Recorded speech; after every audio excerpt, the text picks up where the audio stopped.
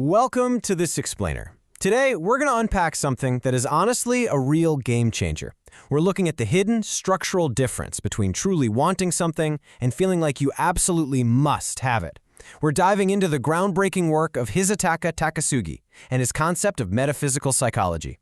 So if you've ever felt completely overwhelmed by your own goals, or maybe wondered why achieving something sometimes just feels incredibly hollow, well, stick around because this is definitely for you. Okay, let's jump right in with a scenario that I think we've all seen, or maybe even lived. Imagine two people, right? And they're chasing the exact same objective. Maybe it's a massive promotion at work, maybe it's finding a life partner, or getting their physical health back on track. Now, externally, their lives look practically identical. But internally, it's a completely different story. Their experiences are just worlds apart. For one person, the pursuit is vibrant, it's engaging. But for the other, it is just exhausting and filled with this suffocating sense of dread. So what's going on here? Why the massive difference? It really comes down to this stark contrast between their two internal worlds. On one side, desire is acting like this powerful energy source. The person is energized by possibility. They're essentially being pulled forward toward this open horizon. But on the flip side, that person is terrified by threat. For them, the world just shrinks. The goal isn't something they're running toward with joy, it's something they're sprinting toward just to escape a total catastrophe. The objective is exactly the same, but the mode of desiring it, fundamentally different. Section 1. The diagnosis. An ontological difference. So let's figure out what's really happening under the hood here. First up, we have what Takasugi calls want mode. Think of this as a completely open orientation. You're reaching toward your goal, but, and this is absolutely crucial, you haven't made that goal a mandatory condition for your own self-worth. You are truly free to want. You can desire that big promotion intensely, you can work ridiculously hard for it, but if you don't get it, your psychological survival isn't compromised. Your future is still wide open. You are deeply engaged, but fundamentally, you remain free. But then, we have its dark counterpart, must mode. This is where your desire essentially curdles into a compulsive demand. The goal isn't just genuinely attractive anymore, it is categorically required. If you don't get it, it's not just a bummer. It literally feels like an existential collapse. The key takeaway here is that in must mode, you've essentially turned yourself into a hostage. Your entire sense of self, your value, your psychological integrity, they are all completely dependent on an outcome that, let's be honest, you can't fully control. Section 2. The mechanics of suffering. How exactly does must mode manufacture so much misery, even when we're going after genuinely good things? Let's look at the mechanics. Must mode has this hidden, frankly impossible demand built right into its core. The demand for guarantee.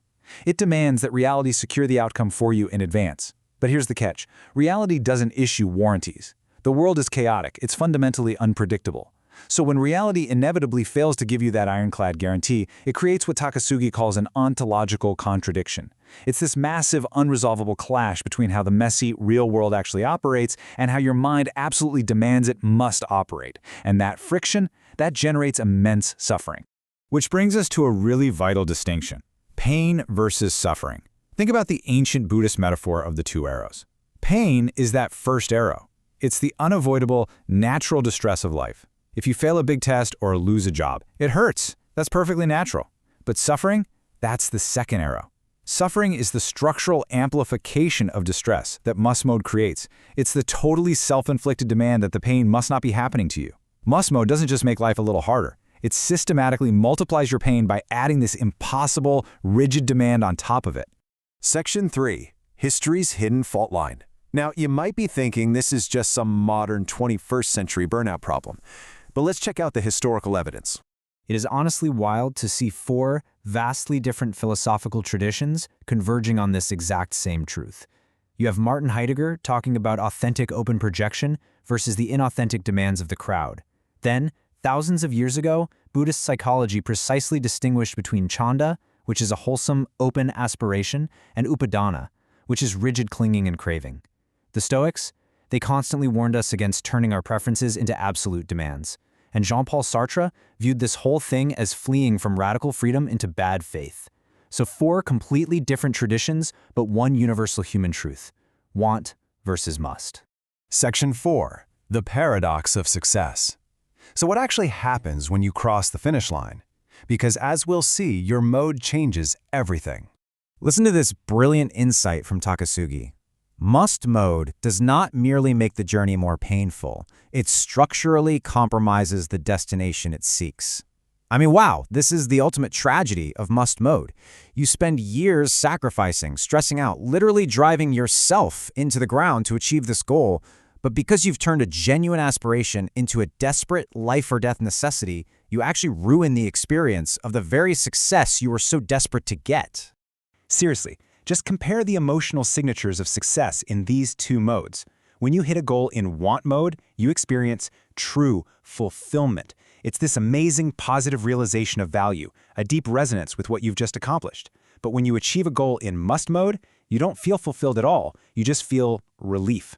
It's literally just the temporary cessation of a threat. You don't even really get to celebrate. You just get this brief, exhausting pause before your brain starts generating the next terrified demand.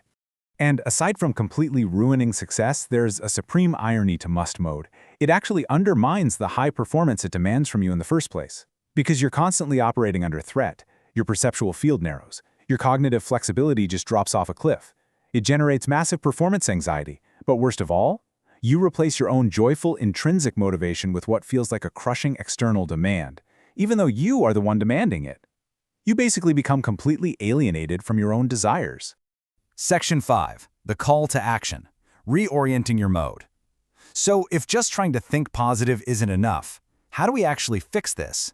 Takasugi suggests this requires a real, deep reorientation. It's about learning to identify that tense, tight texture of must mode in our own bodies and making a conscious decision to just relinquish the demand for a guarantee, to step back into the incredible freedom of want mode, where we care deeply, for sure, but we refuse to be held hostage by the outcome. So I want to leave you with one final powerful question. Take a look at your own goals right now. Look at your career, your relationships, those big personal projects. Ask yourself, are you truly free to want, or are you being held hostage by must? Honestly, the answer to that question might just change the way you experience the rest of your life. Thanks so much for joining me for this explainer, and I really hope this helps you reclaim the freedom to truly want.